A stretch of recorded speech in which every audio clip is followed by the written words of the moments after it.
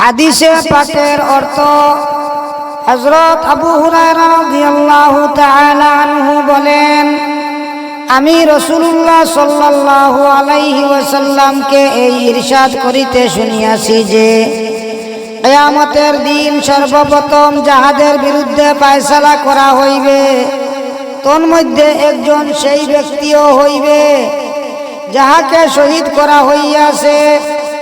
এই ব্যক্তিকে আল্লাহ তাআলার সামনে আনা হইবে। আল্লাহ তাআলা আপন নিয়ামত সমূহ স্মরণ করাইবেন যাহা তাহাকে দান করিয়াছিল। সে উহা স্বীকার করিবে। অতঃপর আল্লাহ তাআলা বলিবেন, তুমি এই নিয়ামত সমূহ দ্বারা কি কাজ করিয়াছ? সে আরজ করিবে, আমি আপনার সন্তুষ্টির জন্য লড়াই করিয়াছি। অবশেষে আমাকে শহীদ করিয়া দেওয়া হইয়াছে। আল্লাহ তাআলা বলিবেন, মিথ্যা বলিতেছ, তুমি এই জন্য জিহাদ করিয়াছিলে যাহাতে লোকেরা বাহাদুর বলে, সুতরাং বলা হইয়াছে। অতঃপর তাহাকে হুকুম শুনাইয়া দেওয়া হইবে এবং উলুট করিয়া টানিয়া জাহান্নামে নিক্ষেপ করা হইবে। আল্লাহু আকবার। দ্বিতীয় ওই ব্যক্তি হইবে যে ইলমে দ্বীন শিখিয়াছে এবং অপরকে শিখাইয়াছে এবং কুরআন শরীফ পড়িয়াছে। তাহাকে আল্লাহ তাআলার সামনে আনা হইবে। আল্লাহ তাআলা তাহাকে দেওয়া নিয়ামত সমূহ স্মরণ করাইবেন এবং সে উহা স্বীকার করিবে। অতঃপর আল্লাহ তাআলা বলিবেন, তুমি এই সমস্ত নিয়ামত দ্বারা কি কাজ করিয়াছ?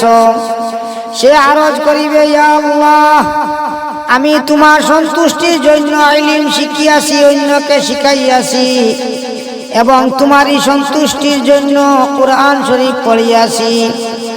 আল্লাহ তাআলা বলিবেন, মিথ্যা বলিতেছ, তুমি ইলমে দ্বীন এই জন্য শিখিয়াছিলে যাহাতে লোকেরা তোমাকে আলিম বলে এবং কুরআন এই জন্য পড়িয়াছিলে যাহাতে লোকেরা তোমাকে কারি বলে, সুতরাং বলা হইয়াছে।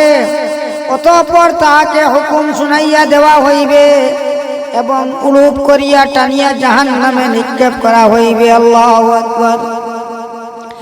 তৃতীয় সেই ধনবান ব্যক্তি যাহাকে আল্লাহ তাআলা দুনিয়াতে ভরপুর দৌলত দান করিয়াছিলেন এবং সর্বপ্রকার মাল দান করিয়াছেন। তাহাকে আল্লাহ তাআলার সামনে আনা হইবে। আল্লাহ তাআলা তাহাকে আপন নিয়ামত সমূহ স্মরণ করাইবেন এবং সে উহা স্বীকার করিবে।